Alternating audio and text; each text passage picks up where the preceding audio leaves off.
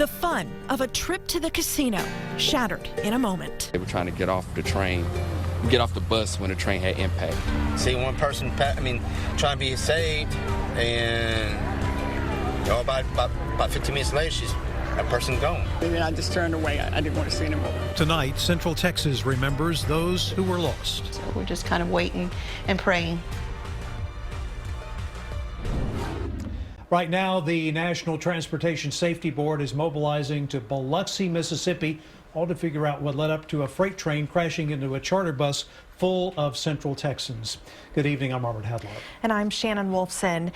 Tonight, we know more about the people on that casino trip that took off from Bastrop. And just minutes ago, we learned 2 of the victims were retired Lockhart ISD administrators. The Lockhart ISD tells us that Ken and Peggy Hoffman were killed in today's accident.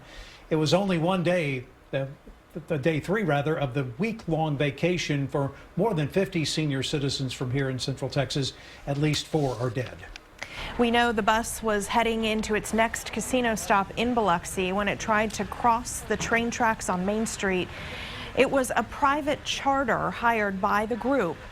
Some of the people in the back of the bus were able to escape.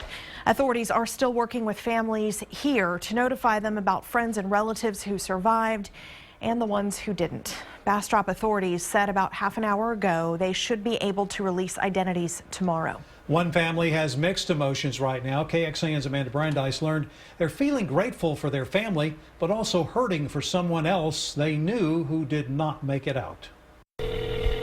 With every ring, Melissa Flores and her husband Sam grow more anxious, waiting to hear her mother's voice. I just texted her and I said, call me when you're able to talk. And she just texted me, said she was sitting in an ambulance waiting.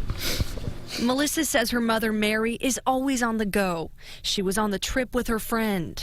She loves to gamble. She's 71 years old, but she is strong. Her mother was able to call her husband after the accident, but they haven't been able to talk to her since. One of the first things she told Sam is, I haven't heard from anybody else. I don't know how anybody else is doing. As they watched the images of the crash, the 2 felt relief knowing their mother was alive.